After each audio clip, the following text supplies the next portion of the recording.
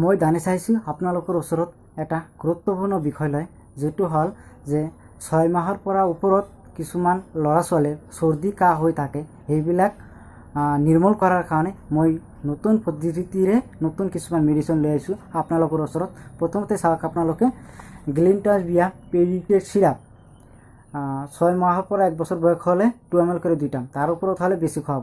লগতে বেটনাসোল oral drop, এইটো 6 মাহ বয়স হ'লে 2 ফুটা কৰি 2 টাইম খাব।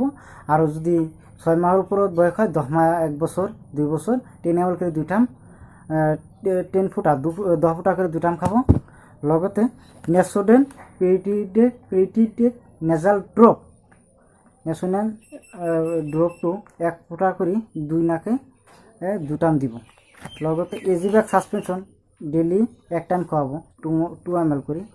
আৰু বিকোসিল সিৰাপ